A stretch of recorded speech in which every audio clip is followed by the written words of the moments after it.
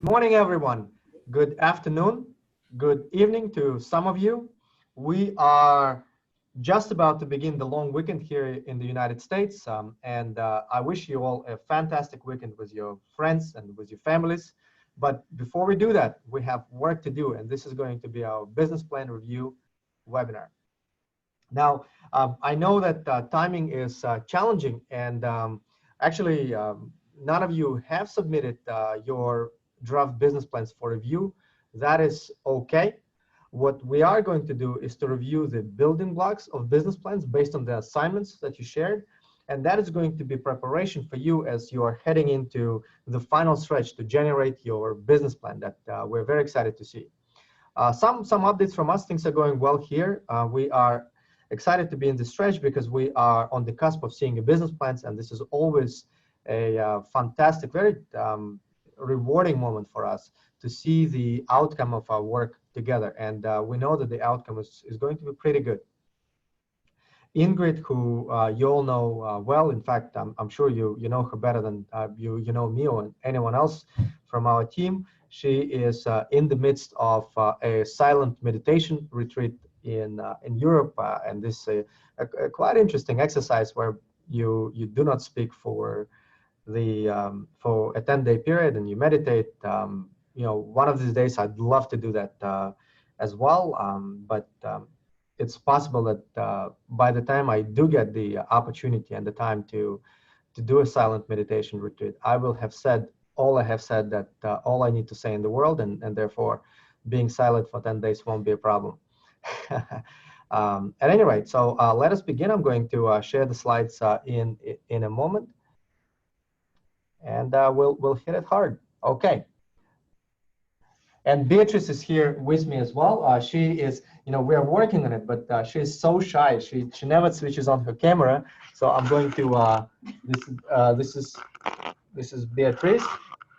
And can you tell me if you can see the slides? Yeah. Okay, fantastic. All right, so this is our business plan review. And again, let me emphasize,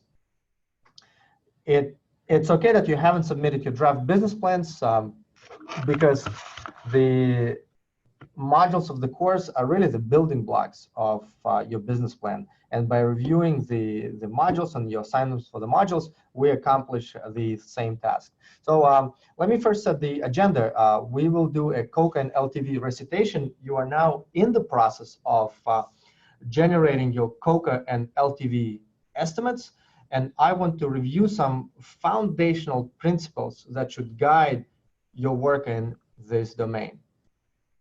Secondly, we'll review, as I mentioned to you, your business plan building blocks. And finally, and again, as always, this is the best part of the experience, we'll have some Q&A. But before we do that, let me share something interesting that I've had the opportunity to observe this week, and I would love to share it with you.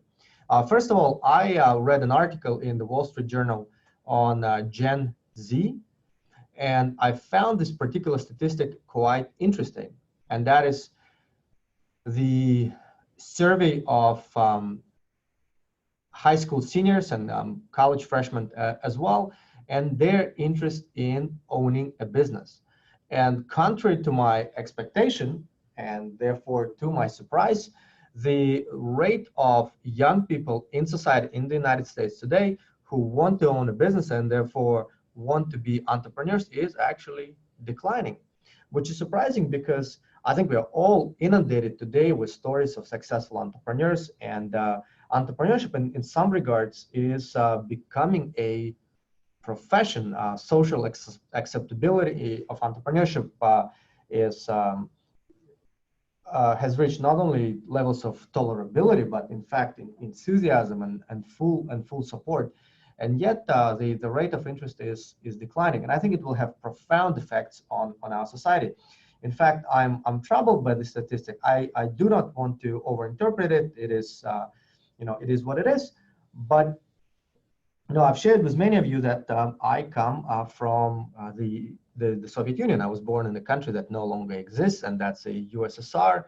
And it's common knowledge that that country was not free. That country was not free. And the freedom of enterprise and the freedom of people in my mind and in my experience are connected. The Soviet Union was able to maintain a totalitarian hold on society for a long time, also by eradicating private enterprise.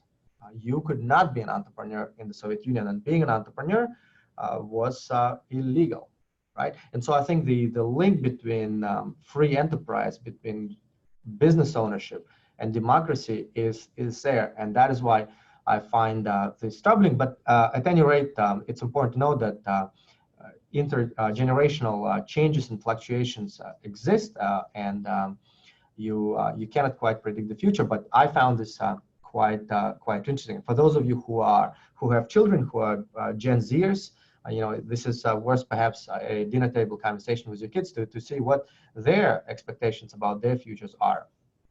Secondly, as I often do with you, I want to recommend some research.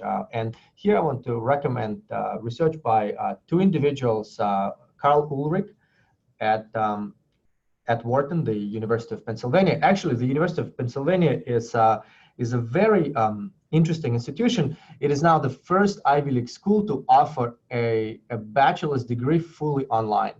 It is something that hit the news this month. I encourage you all to explore it. I find it to be a fundamental breakthrough for education when a university of the stature of the University of Pennsylvania is moving is creating an undergraduate program, which for schools like Penn and MIT really is the core of the experience, is moving it online. But anyways, this is Carl Ulrich. He is Vice Dean of Entrepreneurship at the Wharton School, and his collaborator, Laura Cornish, who is at the University of Colorado. And they recently wrote a paper that asked this important question: how important is the original conception of an idea, the raw idea, to an innovation success? And they are addressing a question that is important to many entrepreneurs, and that is, does the idea matter? And for those of you who spend time reading entrepreneurship articles, blogs by entrepreneurs, blogs by venture capitalists, blogs even by entrepreneurship academics, you will find pretty much a broad-based negation of the proposition that ideas matter. In fact, you will hear very often that ideas do not matter. What matters is the execution. And you probably have heard people say, well, an A team can take a B idea and be successful, while a B team would take an A idea and be unsuccessful. But here we have academics who actually decided to take a hard look at this idea. And here's what they found. This is, by the way, the article. If you click on the link, you will be able to go to the article. I recommend very strongly that you do. And so finding number one is that, hey, consumers themselves are better judges of whether an idea is a good idea than experts. This is important. As you recall, throughout the bootcamp experience, we have encouraged you to seek the answers from the customers. Oftentimes aspiring entrepreneurs tend to ask people around them what they think about their idea. They would ask their colleagues, they would ask their university professors if you are in school, you would ask your relatives, friends. But if that person is not your target customer, this is not where you seek knowledge. Knowledge comes from the customer. And I think this article validates it, and you should read the article and study how they went about the method for generating these conclusions. And actually, you can predict whether an idea is a good idea with a sample as small as 20 consumers, right? In this bootcamp experience, we asked you to look at 30 potential customers for your idea, to do 30 interviews. And here's an academic paper that tells like, hey, you can actually get pretty decent estimates with this number of people.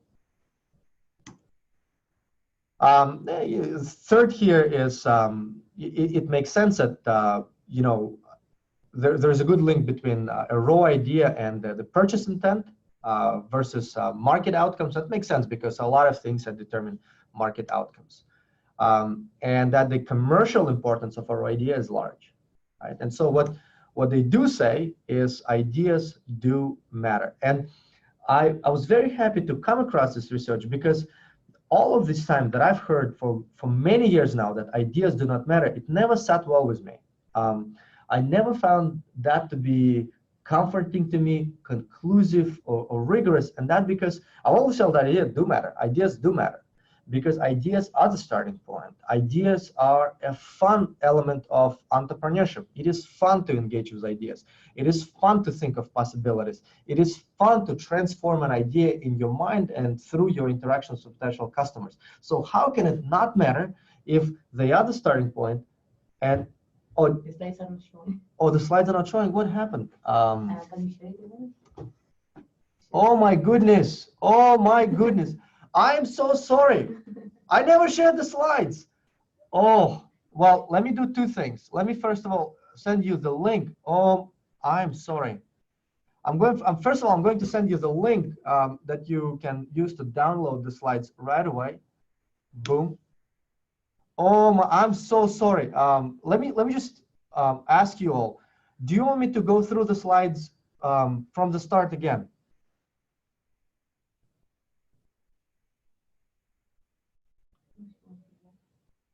They were showing for a while? I think in the beginning they were.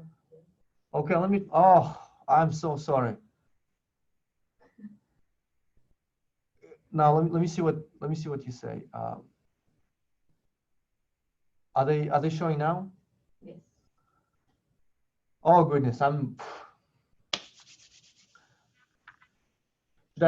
should I go through the slides again? What do you think, Beatrice? What do the students say? Saying yes, but too quickly. All right, let me just boom. So let me reshare it again. Here we I will reshare. All right, so let me go back to the slide where I showed the. Can you see the? Yeah. Okay. Great. So this is the research about the interest in business ownership by Gen Z. That's a graph plotting the decline in the interest. I think this trend is one of substantial importance. Here we go. The research on the importance of an idea. By the way, Karl Ulrich here, who is at Wharton, as Am mentioned, he is a graduate of MIT. Always nice to see that. And in fact, he has a trifecta from MIT, the bachelor's, the master's, and the PhD. And I recommend you to study this paper by Laura Cornish and Karl Ulrich. All right. Now on to COCA and LTV. And here's what I'm going to emphasize. The actual number at this stage is not so important. Whether your LTV is, $100 or $105 or $120, that really doesn't matter. And the same for your COCA, whether your COCA is $50, $49, $53. We often see students really struggling with between number choices that are not that important at this stage. And what we want you to focus on is on the mechanics of developing your unit economics projections. What we want you to do is to experience the process, and the refinement and the specificity will come over time. What is important for you to understand is the key inputs into the calculation. And so if we review, the key inputs for your COCA are twofold. They are your sales expenses and your marketing expenses. Now, what matters to us, and let me emphasize, is not the exact number, but the narrative that you have in your mind between your team members and for us and your future collaborators, customers, investors, advisors, is how will these inputs change should the conditions underlying your business change as well? What happens to your sales and marketing expenses if your business model changes? How will you change that? What do you expect to sustain over time? What do you expect to change? This narrative is far more important than the specific number at this stage. And now I see some, give me just one moment here, I see some contributions to the chat. I want to make sure that everything is.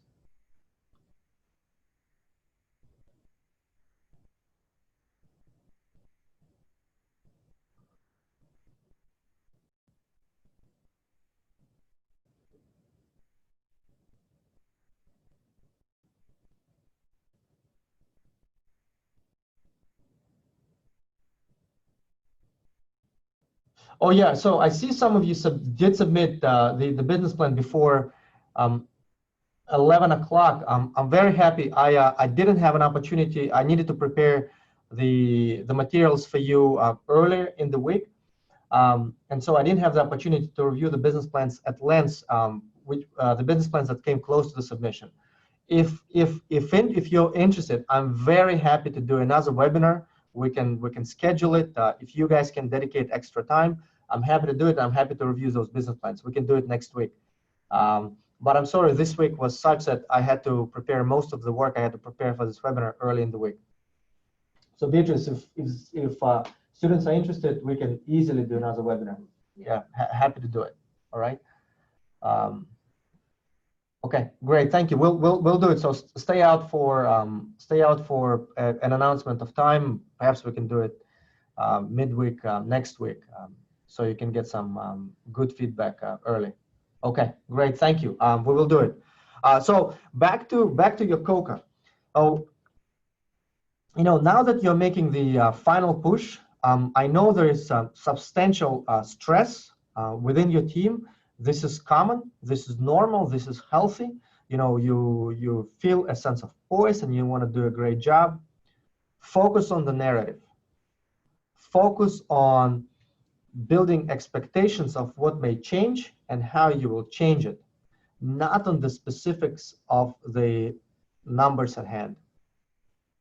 Secondly, the inputs into LTV are more complicated, but here they are.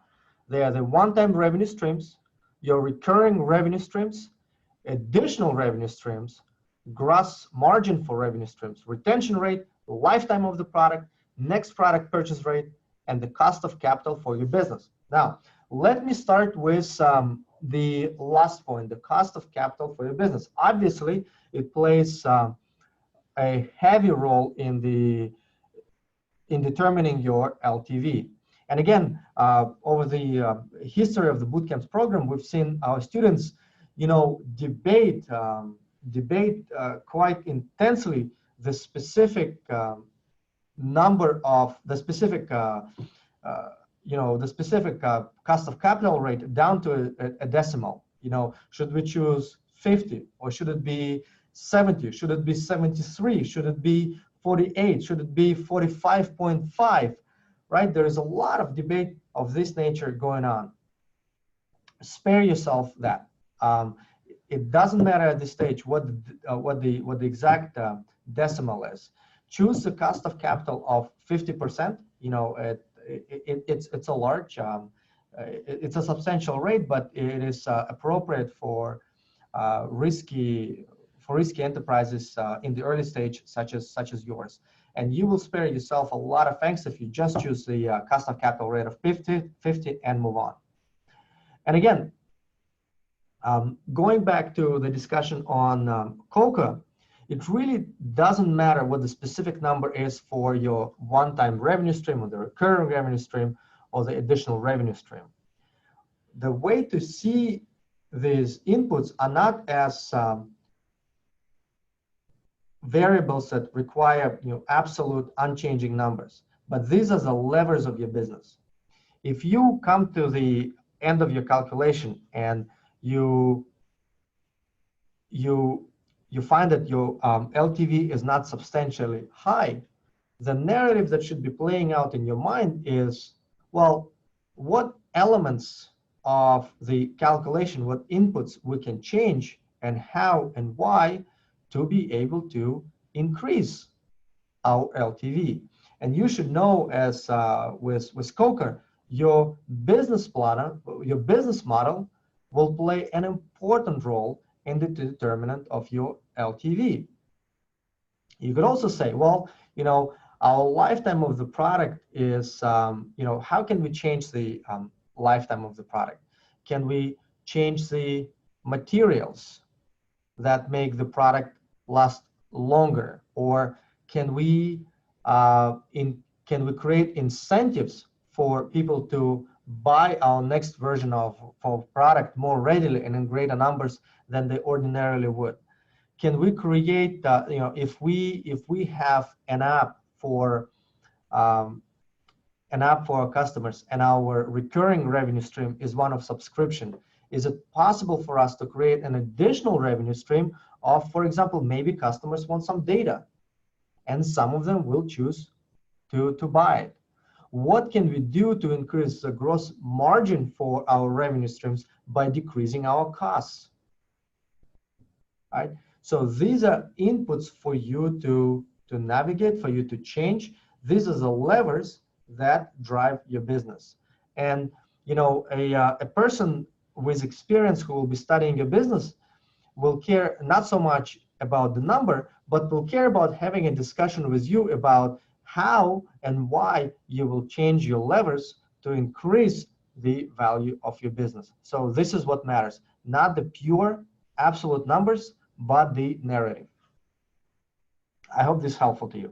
Now, let's go to the building blocks of your business plan now. And let me emphasize again, creating the business plan for your venture is not a magical, mystical process. The experience can be magical. The knowledge certainly is magic, but there is no mystery for how good business plans come together.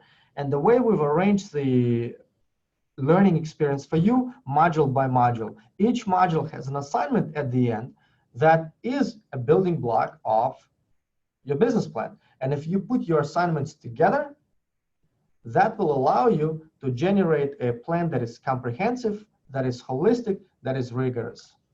And again, there is a chat here. Let me, okay. Okay, fantastic, thank you. All right, so let me review some excellent assignments submitted by some of the teams. There are many more excellent assignments than the ones that I'm showing today, and that's just because of the scarcity of time. We don't have enough time to review them all, but I chose some representative assignments that do a very good job, and this can be your benchmark.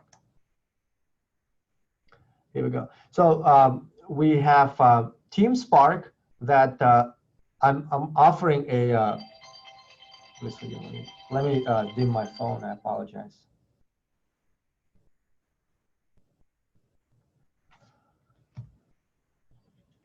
I'm showing a small screenshot of their PMR submission, and the discussion of how you studied your target customers is going to be an important element of your business plan. And what this team here wants to do, it wants to provide more sustainable materials for the restaurant industry. For example, more sustainable plates, more sustainable cutlery. And so I'm reading this PMR assignment, and I encourage you all to read these 4 paragraphs, because they are written in very simple and very clear language. And that is a sign that the authors are writing from a basis of knowledge. The assignment here starts with the sentence, "We interviewed Adam, who owns a donut store in downtown Toronto," right? The specificity and the stylistic simplicity of this sentence leaves no doubt for me whatsoever that the team did that. And in fact, that the team enjoyed this experience. Um, and what indicates to me here, and I highlighted the sentence that the team really engaged with the customer here, it makes a sentence that before that they offer the sentence that, business owners like Adam tend not to choose sustainable materials because they're more expensive. But then comes the real kicker here, and that is a sentence. Adam has also found that the alternatives are not consistent in quality. That is a kind of insight that you can only generate by speaking with the customer. This is when you see, okay, this team engaged with the customer at hand. And what I like about this PMR report, it's consistent with our method of what problems are good opportunities for entrepreneurial innovation. Let's go back to our definition of the problem, the concept of problem. Problem is the inability to bridge the gap between current and expected or desired experience, and bridging this gap currently does not have obvious or feasible solutions. And so what's not obvious currently for Adam, the business owner, is that, like, hey, how do I make my products, sustainable products, not more expensive and also consistent in quality, right? This is sort of the puzzle that currently doesn't have an obvious and feasible solution. And therefore, in my mind, it represents a good opportunity for innovation. And so, I encourage you all to draw in your reader of your business plan with insights of this nature, where it is patently clear that you've engaged with your prospective customers and identified opportunities for innovation in bridging gaps that are currently not obvious, not feasible to bridge. So well done, Team Spark. Then we have Team TRESJ. I hope I'm pronouncing the name of the team correctly. And here I'm presenting the team's PMR formula. But essentially, what this team is doing is creating an opportunity for customers to buy gifts in a more convenient, more interesting, more effective way. Here the number is generated, 38 million. The formula is uncomplicated at all. I'm offering it for your view just to set the context for the discussion. And what's important to point out here is, look at the second sentence from the bottom, and that's the affiliation fee per gift. And what this means is that they're choosing the business model of an affiliate fee, and your business model can change the size of the market, can change the size of the opportunity, right? The team here can choose a different business model, what would change your time expectation, right? So the choice of your business model is important. And now, let me just take you through this paragraph in which the team defends the time calculation. And I appreciated the specificity that they espoused with the counting noses approaches, the bottom-up approach. And they focus on women, not just women, but women who are married. Now, and not just women who are married, but women who are married in New York, and not just women who are married in New York, but women who are married in New York with children. And for that, they can have a number that is credible, and that's generated by the US Census. They can also easily find out that more than half of women in this group are in the age range of 35 to 50. And now I may disagree,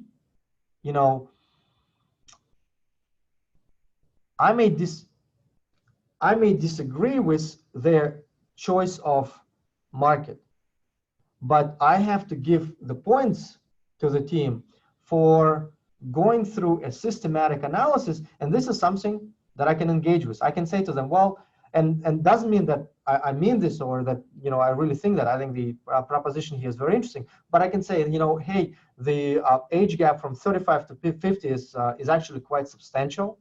The chances are small that, you know, women in this, you know, very large age or wide age group buy presents in a way that is similar. Therefore, you might want to tighten up your age group, not look at buyers from age 35 to 50, but maybe from 35 to 40, which yes would change your time expectation. But this is something that we can debate in a very constructive and evidence-based way.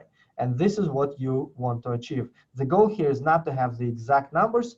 The goal here is to have a constructive narrative that will allow your team to progress. And so, you know, you can read the rest of the description here, and you will find it to be, you know, quite logical, systematic, and it can be wrong, but, you know, it can be wrong in a way that can be easily corrected, again, with more data. So kudos to team TRESJ. Well done. Okay, Beatrice, thank you for writing a message to the students. Okay. Team Safe Heart, well done. You've done a great job on your high-level product specification, which I will demonstrate in a moment. But this is a team that is addressing, again, the type of problem that is not obvious or feasible to solve currently. And they are looking at people with coronary heart disease and also people with high risk of a stroke. And I'm offering here the problem statement presented by the team. You know, obviously, when you have coronary heart disease or a higher risk of stroke from different reasons, then, you know, it is important to be able to monitor the person in question on a 24/7 basis. Now, that is not easy to do, because how can a nurse or someone else follow you, be with you on a 24/7 basis? Not obvious, currently not feasible.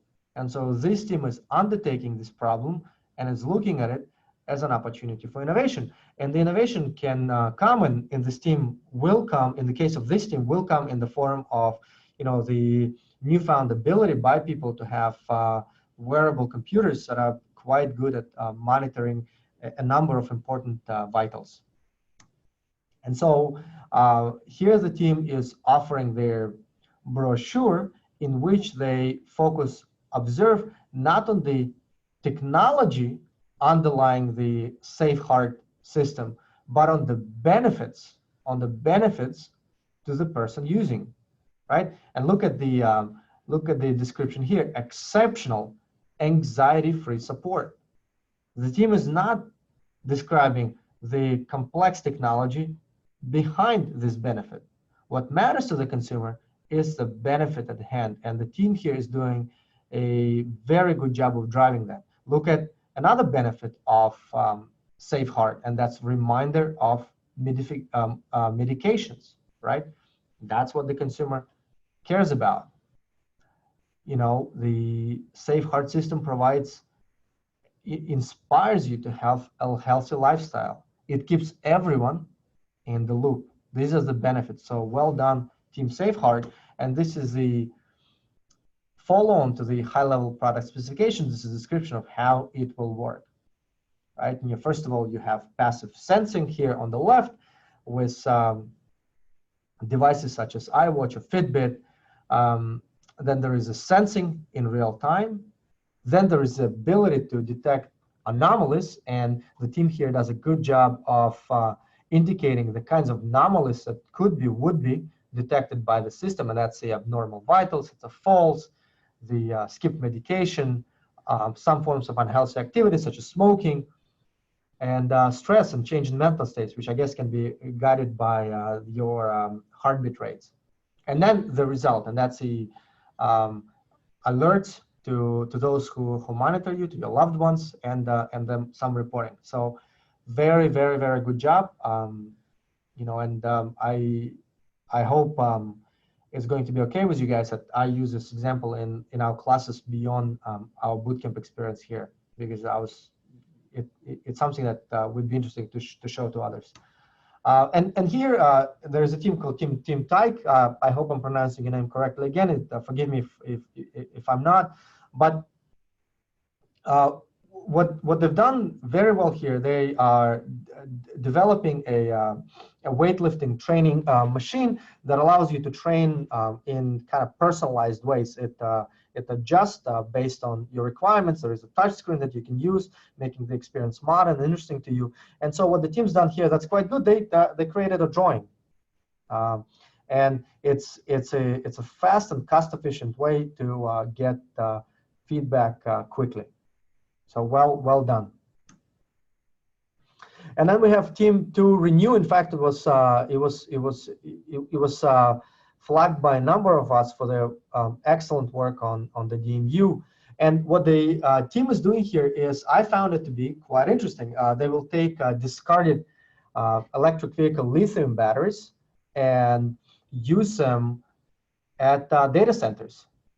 And that's because apparently batteries that are discarded are still at a high efficiency level, and therefore can be used in other ways. And so what I like about this value proposition, if you go back to our discussion of hunches early in the course, we discussed how entrepreneurial ideas come about, and that there are a variety of entrepreneurial hunches, entrepreneurial intuitions that can set you on the path of entrepreneurship. And one of them was the anticipation hunch. And that is, you expect that something is going to happen in the future, and you set yourself to prepare for that eventuality, and you prepare yourself to benefit from it. Well, this is a clear example of the anticipation hunch. The team here knows that the prevalence of electric vehicles is going to increase, is going to increase dramatically. This is probably the technology of the future. And therefore, the prevalence of lithium batteries in electric vehicles is going to increase as well. This is the dominant energy storage technology for electric vehicles today. But the team here has the realization that, hey, not all discarded batteries are empty. In fact, of them, some are even more than half full. Is there something that we can do with it? That's fantastic. I do not understand well the scientific underpinnings here, but obviously I'm willing to trust you on your science, and the proposition here is interesting. But you've done an outstanding job on your DMU, and I'm presenting only part of your assignment.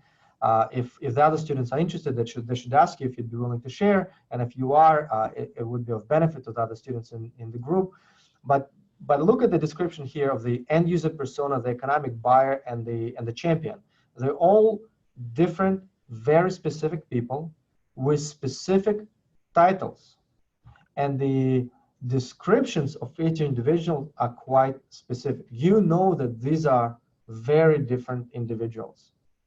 And as you know that your ability to navigate the DMU and their successful decision-making process, obviously the odds of that increase. So well done, and I hope you will share it. You will share your work with your team. At any rate, these are the main building blocks. I look forward to seeing them in full form as part of your business plan submissions. As mentioned before, let's most certainly have another webinar where we do review your business plans. And now, without further ado, let's dedicate this time to Q&A so that we can help you in this time of the final push. So thank you very much. I'm going to keep the slides on in case we need to go back to some of them, but I am happy to look at your questions. Okay. Close the chat window. All right.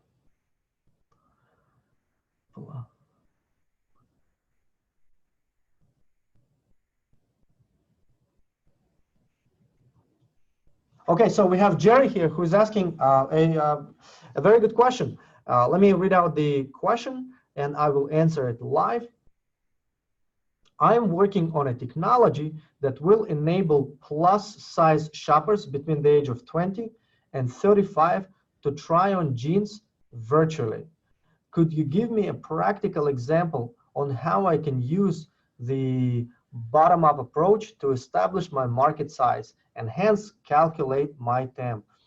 This is a very good question, and it harkens back to my own experience several years ago. Several years ago, I was part of a team, and we were interested in commercializing what is known as evolutionary algorithms. And we, I recommend that some of you look up what they are. But in essence, evolutionary algorithms can be used to very quickly identify consumer preferences of very large numbers of consumers and preferences from a very large design space of possibilities. And our thinking was, well, we can apply it to fashion and shopping. And so actually several years ago, I've personally done quite a number of interviews of shoppers. I would go into Target, I would go into Nordstrom, I would go into Macy's, and I would just talk to people who are shopping there. And one of the things I learned there that, like, yeah, there is a big problem of shopping for plus size shoppers. I've interviewed several, and what I heard is it's actually quite sad. It doesn't reflect on our society in the most positive way, unfortunately. But a lot of plus size shoppers are quite shy and embarrassed about shopping in public, and that's very unfortunate. And so I think it is from this that this idea of trying on jeans virtually comes from. And I hope a good solution can be created. But the way that you can estimate from a bottom-up perspective the number of plus size shoppers. First of all, you're starting with a gender. Either that is a female, either the shopper is male. The choice is yours. Then we can look at statistics of the fraction in society of people who are plus size.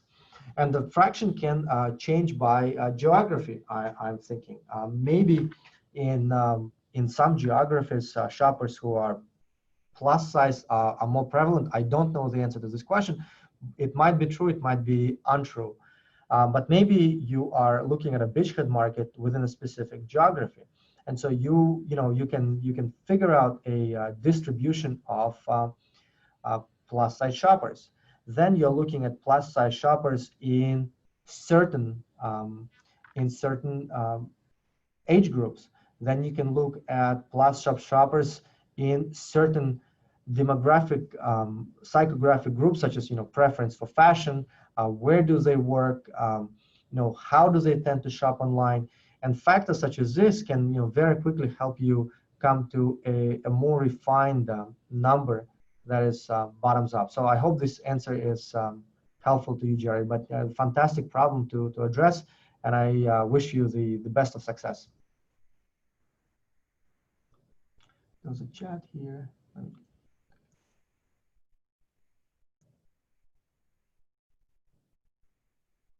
Okay.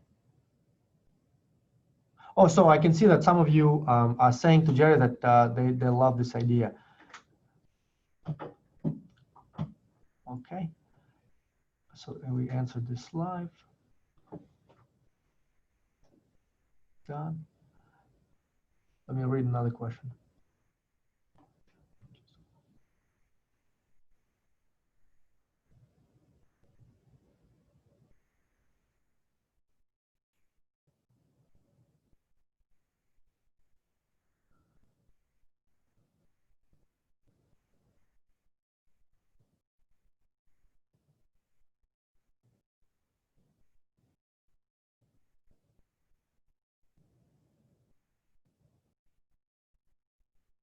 All right, so we have a question from Maria, and the question is, let me read it out loud. Hi, we have a multiple-sided business. I'm just going to press live so that you can see it as well. We have a multiple-sided business, multi-sided platform. We're going to calculate the COCA and LTV for every side. How should we compare them? So kind of the first question I think here is, hey, if we are building a multi-sided business, should we calculate COCA and LTV for every side? The answer is yes, if, of course, you are charging all sides of the business. If you are subsidizing one side with the revenue from the other side, calculate the COCA and LTV for the side that is not being subsidized. But actually, thinking of this, having a multi-sided platform gives you actually flexibility in COCA and LTV, right? You can look at them holistically, and even though your LTV on one side can be not high enough, or LTV on the or the COCA on the other side can be high, you can look at them holistically and subsidize one side for another for the sake of the growth of your platform. So I think it offers you a range of very interesting possibilities. But you ask here further, if we have an e-commerce site, should we compare COCA and LTV of final buyers independently of one of the companies that offer their products on our site? How do we connect them? If I understand your question correctly, and forgive me if I don't, but the LTV and COCA calculation is the LTV and COCA calculation of your company. What is your cost of customer acquisition, and what is your LTV? It is not of the companies that offer products on your website. Presumably you will be charging a commission fee. This is what you are interested in terms of your LTV. And in terms of COCA, what is your COCA in terms of bringing these buyers and sellers to your website? And then you ask another question. And again, forgive me if I'm not reading it correctly. And you say, in the previous example, which is the product that we need to focus for LTV calculation, retention rate or repurchasing rate, for example? Well, both of them matter. It's not either or, it's both. All of them are inputs into your LTV, in addition to the revenue streams as well as your cost of capital. So it's not either or, it's both.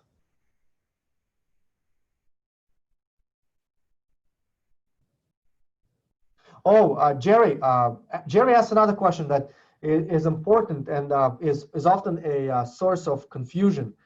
And Jerry is asking, let me click on live so you can see the question. Jerry is asking, where do I put my software design and development expenses? Under marketing, no. Your software design and development expenses do not go into your COCA calculation. You do not include them. Your COCA expenses are only the expenses that you incur in attracting the customer to you. The expenses of designing the product are outside of that. Okay.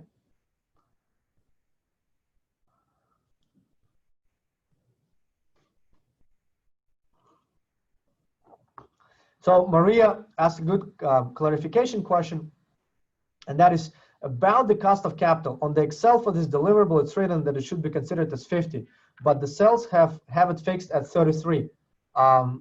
Should we change it? Yes, please do change that. You're also welcome to keep it at 33. The point is not whether it's 33, 50, 70. The point is, do not debate this very much at this stage.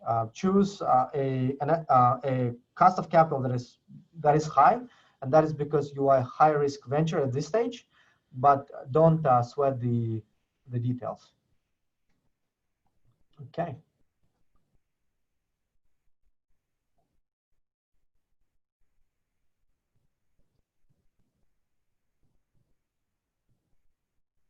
Oh, what a fantastic question here. And the question is from Sulafa Hevzi. The question is, if the end user persona says, I buy everything for the house, I decide all the purchases, but my husband provides the money. Who is the economic buyer, the persona or the husband? That's a fantastic question. And I wonder what your definition here of the word decide is. When your target end user says, I decide all the purchases, what does it mean? Does that decision come with any consultation? Or is the decision to buy unilateral and unquestioned, right? If the decisions are unquestioned, your end user is effectively your economic buyer. But even though you might be the final decision maker, there is still the consultation with sort of the hidden economic buyer. And that is something for you to explore with this target end user.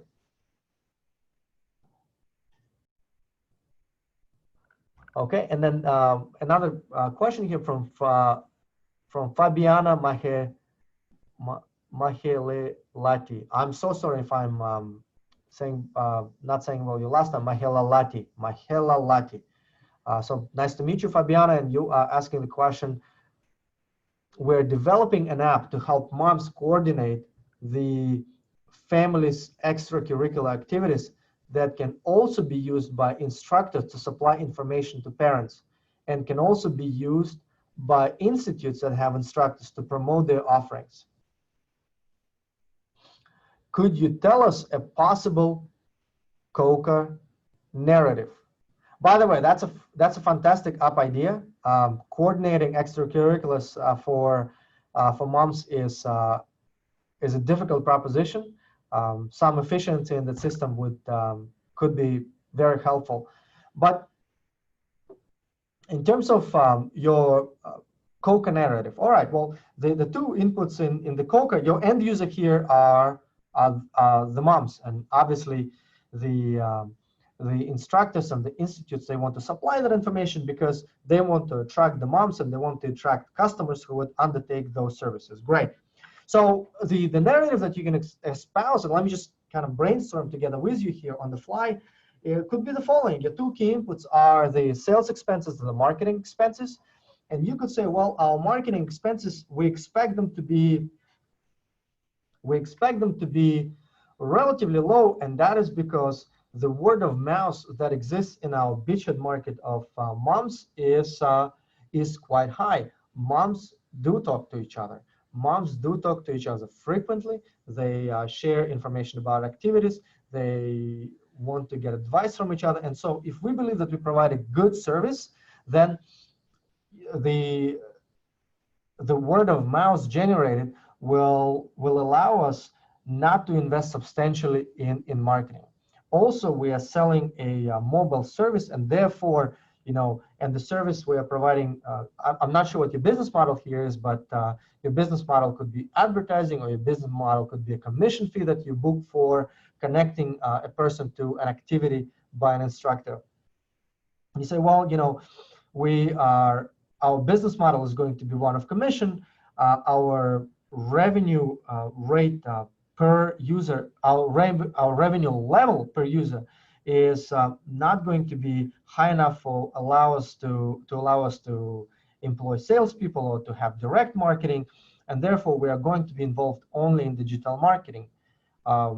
And for us to attract a person online, for example, through Facebook, we believe this is going to cost us so much.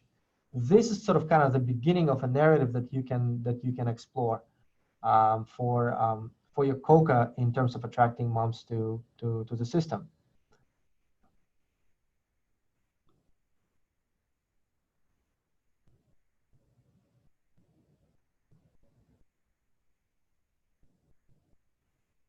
Alile Pierres asked the following question.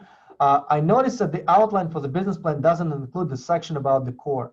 Should we include info about the core in the business plan? If so, how and where would you suggest including this info? If not, could you explain why it is best to not include this info in the business plan? No, you should include it.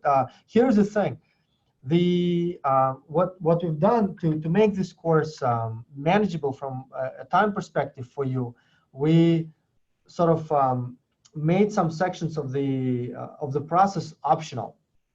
The course should be there. It's just that for us to be able to include the core and additional steps in the online bootcamp, it would have stretched out the experience, making it, I think, much more difficult for you from a time perspective. But yeah, it is a good idea to talk about your core and the business plan. When we encourage you greatly to do that. And where in the business plan to talk about it, my recommendation would be to talk about it as part of your solution. And the narrative would be, we believe our solution is superior for the following reasons. It cannot be easily matched for the following reasons. And we believe we are going to be able to sustain our advantage for the following reasons. And that's what your core does. This would be my recommendation.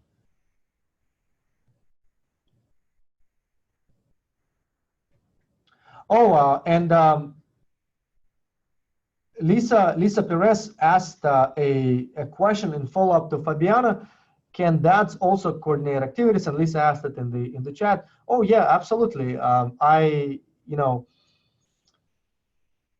was building off what Fabiana suggested, and it looks like Fabiana's target market is moms, but this could be a solution very helpful for dads as well.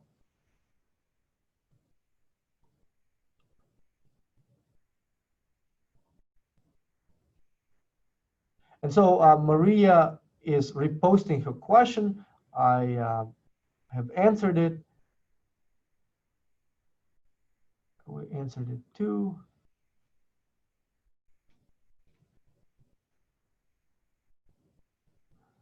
Oh, so John is asking the following question. How can we confirm that our beachhead customer could lead to the early majority group of the customer?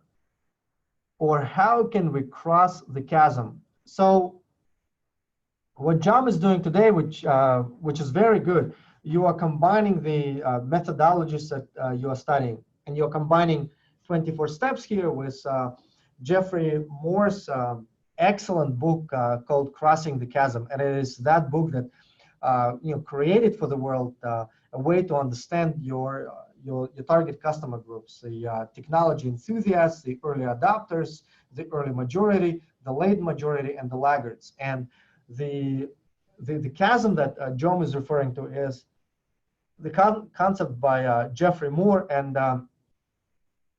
that is the challenge associated going from your early adopters to your early majorities. And the point that Jeffrey Moore makes is that actually your early adopters are quite different from your early majority. They want different things, and so a lot of companies falter in that transition. And by the way, I think I have a book here a different book by Jeffrey Moore. I have this book, which is Zone to Win. I think this book is not as strong as the book Crossing the Chasm, even though the work by Jeffrey Moore is generally fantastic. But this book is very interesting to read for those of you who are scaling your company, who has you've achieved your product market fit, you're gaining some traction, and you want to scale up. This book is an interesting read for you on that front. But anyways, back to John's answer. Your question is very, very good, and this is where your segmentation comes in.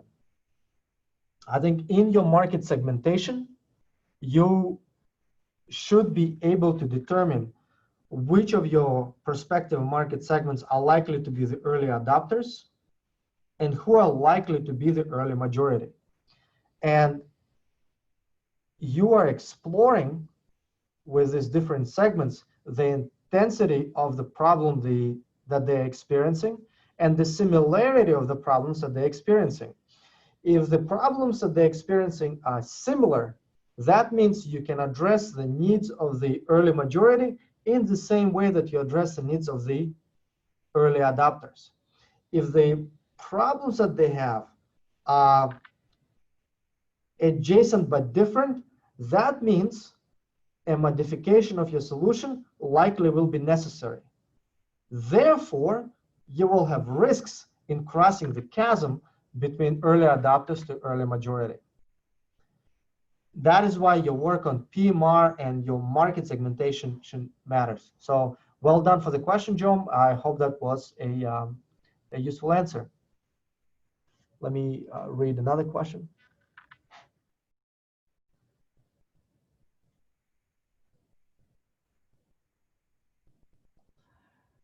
The question here is from Ivan Aquino Morales. Let's say, and let me put it live so that you can read it too. Let's say the life of a product is 3 months, so the repurchase revenues will be every 3 months. But our period is 1 year for sales and marketing expenses.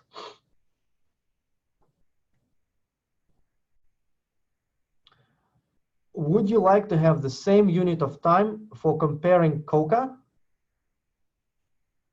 and LTV, example years and semesters?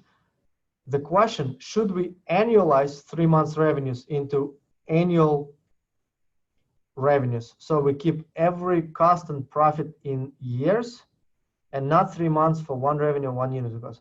Very good question, Ivan. I think it's sort of converting your LTV into 3 months. Let me just think about it. This is the first time I'm coming up against this question. So your LTV.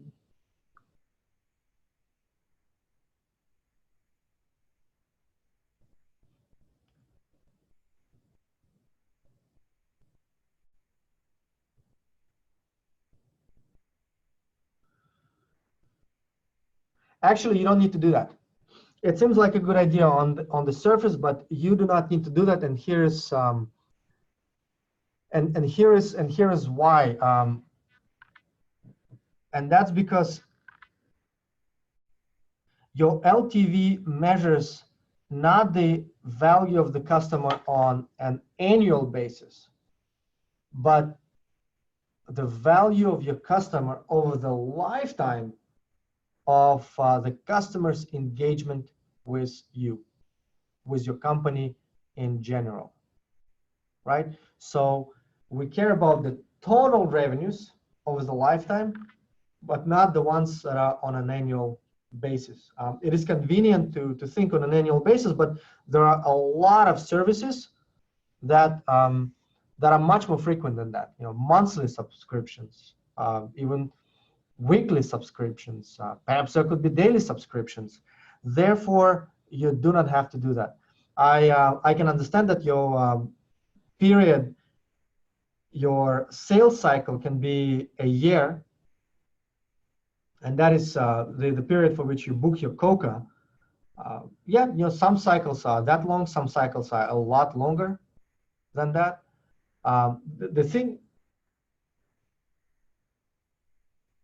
The thing that I would question here, Ivan, and you offer a really good question for our discussion today. I'm puzzled by what you do, and that is because if your customer repurchases your product every 3 months, then that means the need for your product is frequent, relatively frequent, not as frequent as toothpaste or coffee, but still frequent. So how can it be that the sales cycle can be so long for a product that is purchased so frequently? That is an inconsistency I see, but probably I don't understand something important about what you do, but I thought I'd offer this to you in case this is helpful.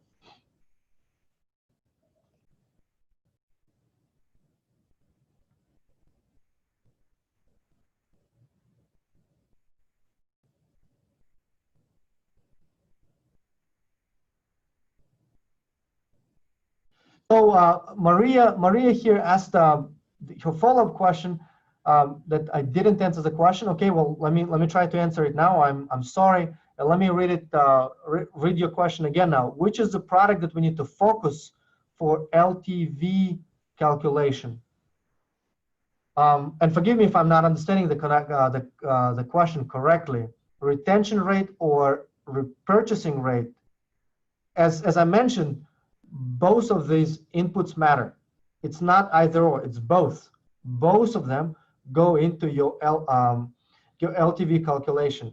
And then you're asking about the relationship with the companies or the final product they sell to the customers. And I think what you're asking here, you have companies pay to sell products on your platform, great.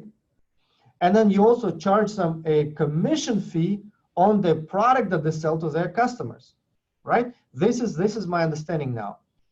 Both of that, of course, is in your LTV.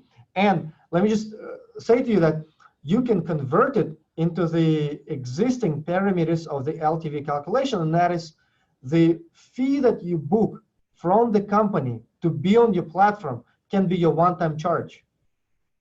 That is your one-time charge. And the fee that you book, that is a commission fee from the products that these companies sell on your platform, well, those are the additional revenue streams, right? And both of them can inform your LTV calculation. So I'm sorry that I didn't answer your question in full before. I think I have, but I hope this helps you now. It's really not an either or discussion in this case.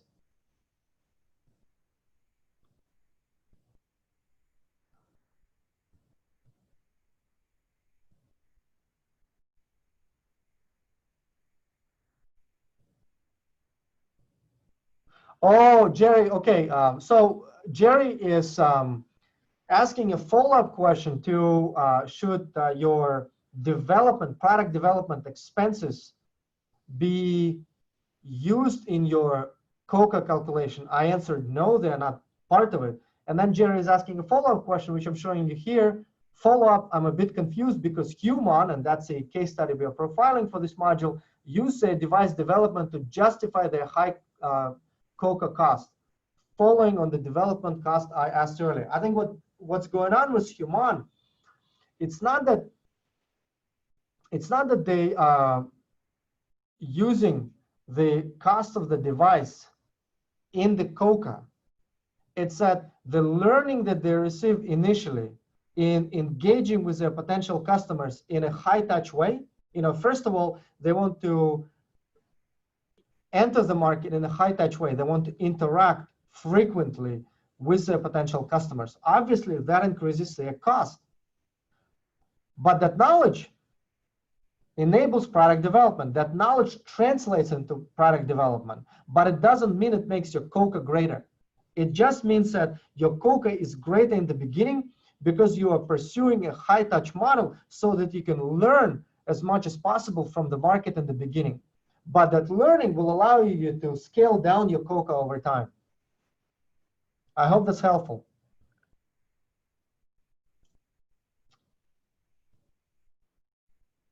And then Zaki Krayem is asking the following question. In B2C businesses, it's normal that the economic buyer, the purchasing department, and the veto holder are the same person, right? Yeah, absolutely. In many cases, that's the case. And I think what you should know, and I think it's a simple rule of thumb, is the more expensive the product, the more complex is the decision-making unit and the decision-making process, even in B2C businesses, right? Car sales, used car sales, new car sales. It's funny how they call used cars now. They don't call them used cars. They call them pre-owned, which sounds nicer, but it's the same thing. By the way, this weekend is a good one to buy a pre-owned car because it's the end of the quarter, and no, it's the beginning of the new quarter. So no, not a good time to buy a new car. Anyways, right? A pre-owned car is a B2C business. When you're going to a dealership and you're buying a pre-owned car, but it's not cheap generally to buy a pre-owned car, and therefore the complexity of the decision and the DMU increases. That's a simple rule of thumb that you can follow.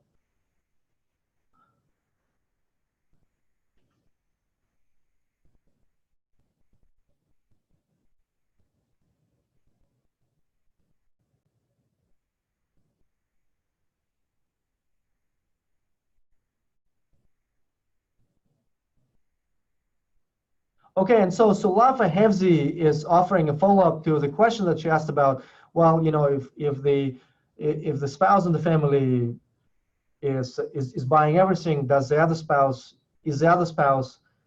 the economic buyer?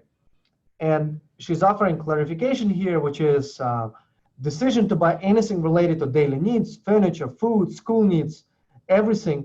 She does not need to go back to the husband. And the husband does have a say in deciding what schools, rent, the big stuff. Okay, that's fine. Well, that depends on what product you're offering, right? Whether the husband is the economic buyer or not.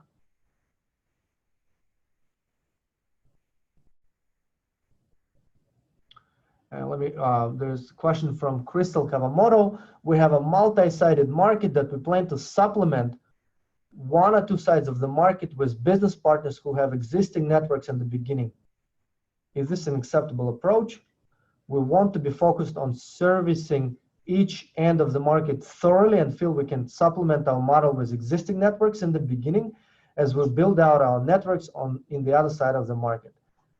Let me just read the beginning of your question again. We have a multi-sided market that we plan to supplement one or two sides of the market with business partners who have existing networks in the beginning. Crystal, I don't really understand the question. If you wouldn't mind rephrasing it. I'm reading it as, can we use, I think what you're saying is, you're looking to provide a service to your customer, but in the beginning, you can obtain this service from your partners. Is this an acceptable approach? That's very hard to say without more context.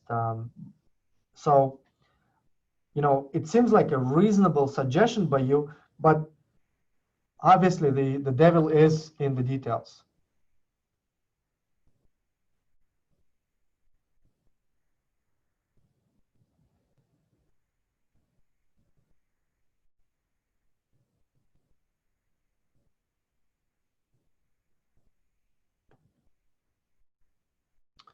Oh, here's a great question by Tyche Osman. Should the price of our product be within the price range they prefer or based on what we want our customers to value? Pricing is a very complicated decision process, and it's a science. There is a faculty member at MIT, Catherine Tucker, who does outstanding work on pricing. I took her class, learned a lot there. And the important point to make here is the distinction between cost-based pricing and value-based pricing. Some companies choose to pursue cost-based pricing. Let's see what it costs us to deliver the service and charge a little more. That is generally not a good path to take for startups. You want to pursue value-based pricing, and that is why we worked with you to define your quantified value proposition, right? First of all, you are quantifying the problem that you're solving for the customer. That allows you to quantify the value that you generate for the customer, how much value is generated by your solution. And then you decide how much of that value that you're bringing to the customer can be shared with you so that both of you are in a sustainable situation, so that your customer has a sustainable solution and you can continue delivering that solution in a sustainable way to this customer and to others. How much of that value can be shared with you by the customer depends on your core. If you have an unassailable core, then a lot of that value that you create for the customer will flow back to you. If your core is not strong, economic theory suggests that all of the value will flow to the customer. So, go through the process of quantifying your value proposition, think through your core, and figure out, at least explore, how much of the value that you generate can be shared back with you. Let me just do a time check. This is okay. 10:30 now. Okay.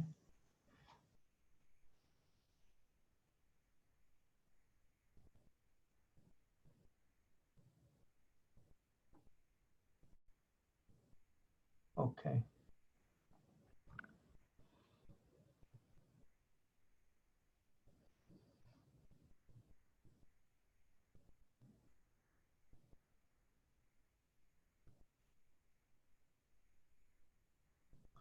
Okay.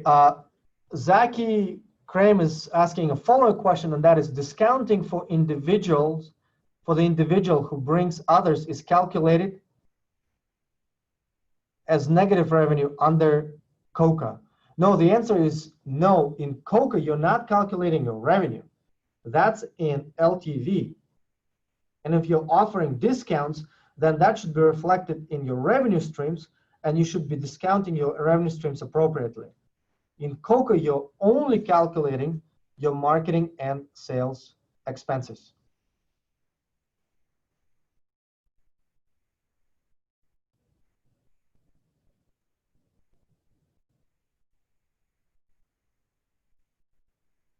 Oh, then Tyche Osman offered a follow-up to the question just answered, and that is the persona gave a price preference during our PMR. However, the value we see our product brings is higher than the range provided. Should the price of our product be within the range of the persona, or based on what we want our customers to value? Well, of course, you want to be able to buy products at a lower rate. Of course, everyone wants that. So you shouldn't assume that what the customer says to you is the truth. Ultimately, with pricing, what matters is testing, right? Go out, be confident, and actually with pricing, you have to be courageous. Do offer your product at the price rate of the value that you think you're offering, and see what the buy rate is. And you can conduct an experiment where you have two groups. One is receiving your product for one price, another for a different price, right? You can run experiments online, and you'll be able to figure out quickly what the price range is most optimal for you. Right? With pricing, testing is essential.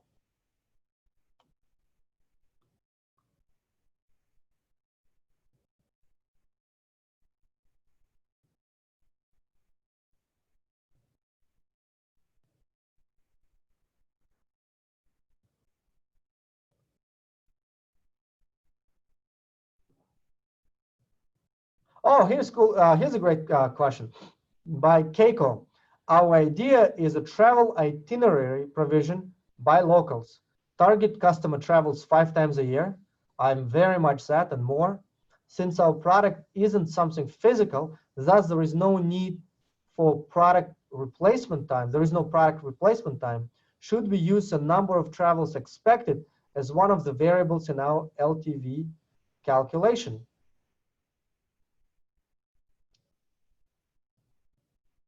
Right. So for services, you're really not you're not replacing that physical product. So your own answer to your question is quite right.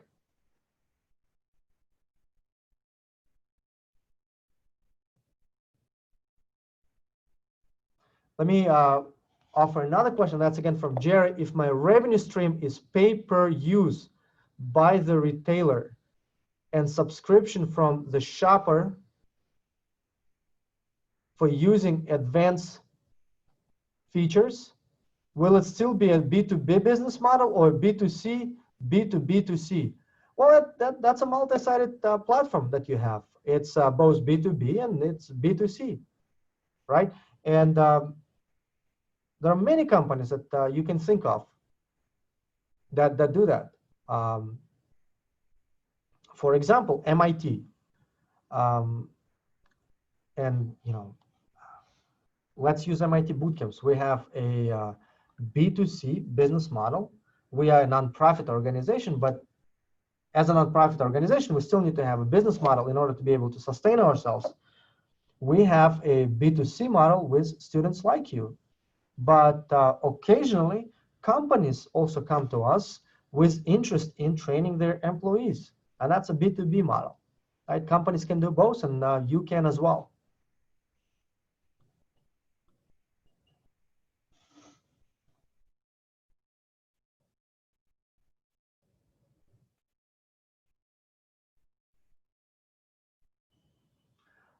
Okay, so Jean-Michel is asking the following question. If we're trying to build a solution for fitness professionals nationwide for the final product, should we use this as our segmentation for the purpose of this course, or should we focus on a more niche market such as fitness professionals in New York City? Well, the answer to your question is, it is going to be important for you to demonstrate in your business plan what your beachhead market is. And that's where you say, our beachhead market is, well, perhaps in your case, I'm not sure, fitness professionals in New York. You will say, well, this is where we want to start. This is where the density of fitness professionals is very high. And so we have the ability to dominate this market quickly. But we have follow-on markets. Follow-on markets that could be regional, that could be markets of a different kind, and we will expand to them, and this is our plan. This is kind of the narrative that you're looking for in your plan. Here we go. And so Ivan Aquino Morales is offering the follow-up question, which is, oh, and Jean-Michel just said, thanks, Erdin, you're most welcome. This is what we're here for. But anyways, back to Ivan Aquino, and the follow-up question he's asking is, we're offering a marketplace so producers, first end user, can sell handcraft products to buyers, second end user. So to calculate the lifetime of our product, should we consider the handcraft product, which is a product from producer, not from our startup, or should we consider as a product the space we give buyers to find many handcrafted products? Ivan, that actually depends. So you might be offering space on your platform for producers for free, in which case, you know, there is no LTV there from the one-time charge of allowing someone on your platform. And now, I'm assuming that the majority of the revenue that you generate from the product sold on your platform goes back to the producer, and that your business model is a commission fee, right?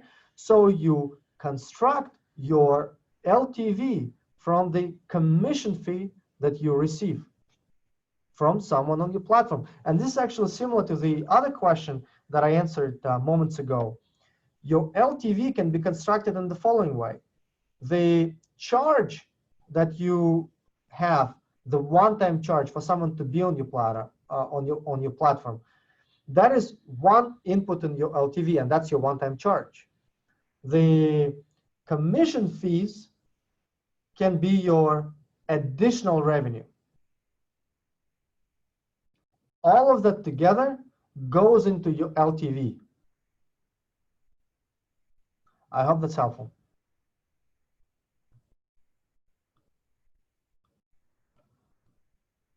And then Crystal Kawamura is offering a follow-up here to the question asked before, and I appreciate the clarification. Let me read it out loud. We want to provide workers, both expert consultants and those who have less experience, interns or recent grads. The first side of the market we wish to address is the corporate executive who has technology talent gaps on a consistent basis. Okay. The other sides are independent contractors, consultants, and also educational institutions and their student recent grads. So let me go back to your other questions. Your other question, just so I can be reminded of what you asked. Just 1 second, I will find it.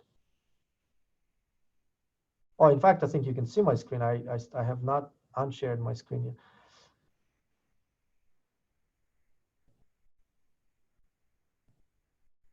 Oh, okay, I got you. I think what you're asking for is you will create a network that will connect executives who need technology talent with young talent, with interns. Great. And what you're saying is that you can tap into existing networks of either executives who need the services or interns who can provide the services. And so you have the ability to achieve to address many end users at scale and to attract them to your service. That's fantastic. That is fantastic. That is not just acceptable, that is encouraged. That's what you want to do. You want to go to your target customers at scale.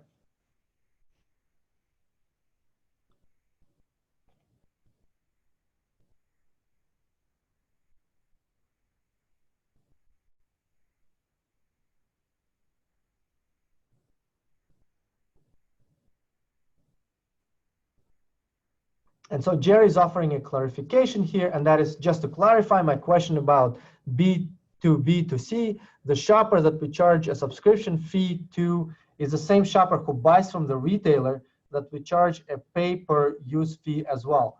Right, you're still in a complex model of B2B and B2C because you're also attracting retailers. And look, you might not be